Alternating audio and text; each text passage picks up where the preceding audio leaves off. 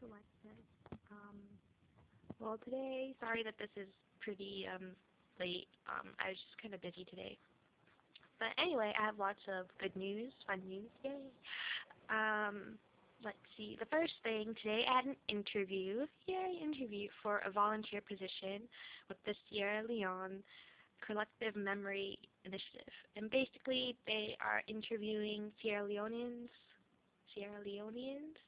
Sierra Leoneans who live in New York City about, I guess, their experiences growing up before and after the Sierra Leone War. Hold on a second.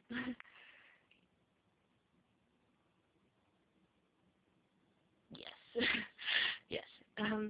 And I interviewed for the position of videographer, so I'll be there recording the interviews, and I got the position, yay! So I can't wait. I don't know exactly what day I'll be starting, but I'll be starting, I think, around June 29th, so I can't wait to go do that. I don't know very much about the Sierra Leone Civil War. I know that was, like, very long. I feel like it was a decade. Yeah. But the most information that I ever really got about the war was reading the book A Long Way Gone, Memoirs of a Boy Soldier by Ishmael Beah, or Beah? Ishmael Beah. I'll actually put that information in the description. And it was his memoirs about being a child soldier, him and some of his friends who were, I won't tell you what happens, but who became child soldiers. And it was a very, I read it, I was a freshman or a sophomore in high school, and I reread it again during my freshman year for a sociology class. And it's a very, captivating, amazingly well-written memoir, and I recommend you read it. But other than that, I don't really know much about the Sierra Leonean, sorry, I like saying Sierra Leone, the Sierra Leone Civil War. So this will be a really great learning experience for me, and I want to thank Verlin. Thank you again, Verlin, for sending me the information about this. I'm so happy. I was just really happy after I found out I got the position. So this will be a lot of fun. And yeah. Also, I helped my dad today install some more recessed lighting in our basement. I'm kind of done now. I think there's maybe one or two more to put in, but my dad's doing that himself tomorrow or on Sunday. But now I know how to install recessed lighting and other light fixtures and how to reroute wires so that you can move a light fixture to another area. So I can't wait. I don't think I ever want to own a house, but one day I would like to have my own condo. So we're gonna have recessed lighting or some really nice light fixtures that, well, I don't know if I'll even be married or even have a significant other. Maybe I'll be alone forever. But whatever. I'm gonna have amazing light fixtures in my house installed by me. So that'll be fun. Oh, also today I bought a swimsuit. I ordered it online from Lord & Taylor. They have this section on their website called Last Stop. You can't really find it, but if you Google Lord & Taylor Last Stop, it pops up. And basically it's all of last season's or maybe the year before's stuff that they didn't sell, and they have it for pretty cheap. And I bought, I bought a swimsuit, duh. That's what I'm talking about. And it's this pretty cool bright orange bikini, and I'm very excited for it because, I don't know, last summer, and basically in general last years, I have been really feeling a lot of self-esteem, especially with my body. I don't know. I've just been feeling kind of not very body positive. And last summer I wore tons of just one pieces, and they were nice, but I don't know, this past semester off, I've really been working on my self-esteem and just being really body positive and just like being a healthy person. And I've taken up going to the gym again, and I started going jogging again. And I don't know, I feel, even though I'm not like super thin, I don't have that beach body or whatever, I know I'm happy with my body. So I'm going to show it off this summer in my awesome bright orange two-piece. So that will probably come maybe tomorrow or next week. Lord & Taylor is really good with their shipping. So tomorrow or next week. Um, Oh yeah, the thing that I really want to talk about today is One Direction. I'm not a One Direction fan, so don't worry, this is not like a fan video. But recently at my high school, I was looking through their blog, called Life at East West. I think it's on WordPress. I don't remember the domain exactly, but today they posted up a post about this new this new club that they started up called Dare to Dream, and it's based on, I guess, the positive message of One Direction.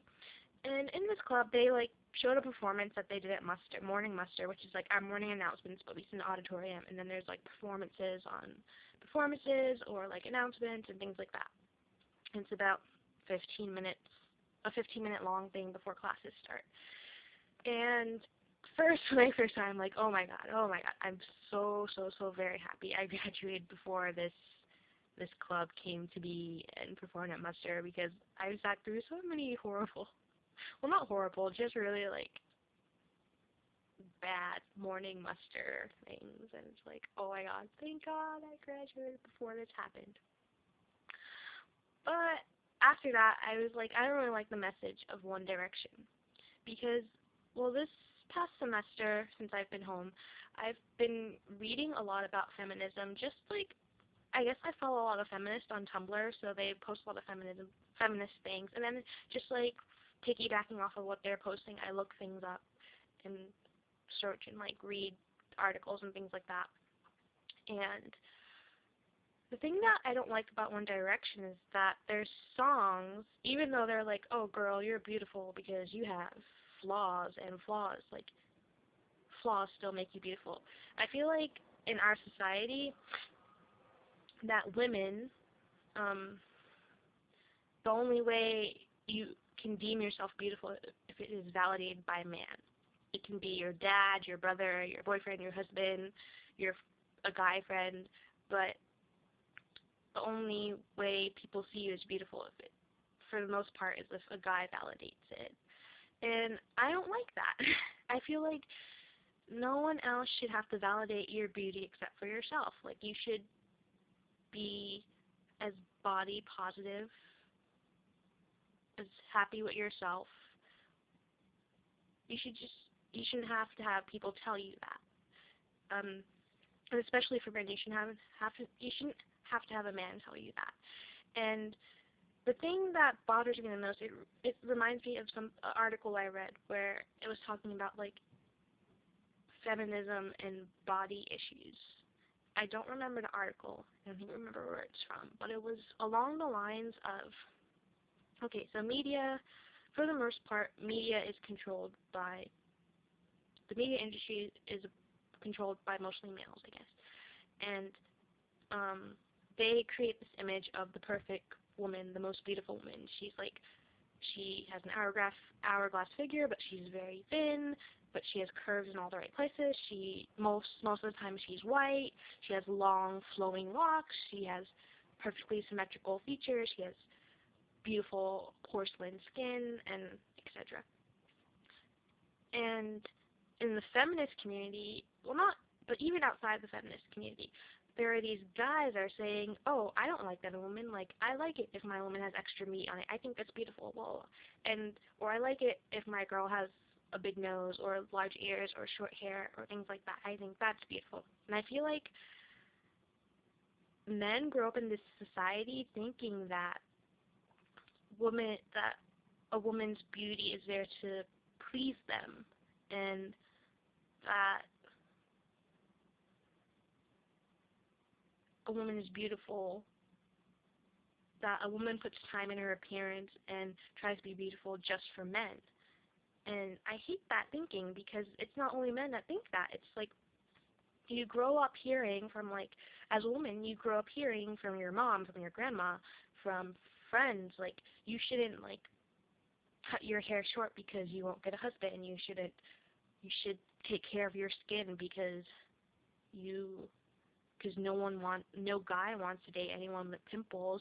You should watch your figure because no guy wants to date someone who's overweight. And I really wish there was a way to reverse that thinking in our society. Sorry, my camera shut off. But as I was saying that, what was it? That it's not fair that a woman's body, her appearance isn't her own, and that we are always continued to be seen as objects. And I just wish there was a way to change that. I know that one way, like, it's a small way, but something I can do on my own, that if I have daughters, or if my friends have daughters, or if I become an aunt, or just even now, that I would just tell my friends now that you don't need me, you don't need a man, you don't need anyone to tell you that you're beautiful.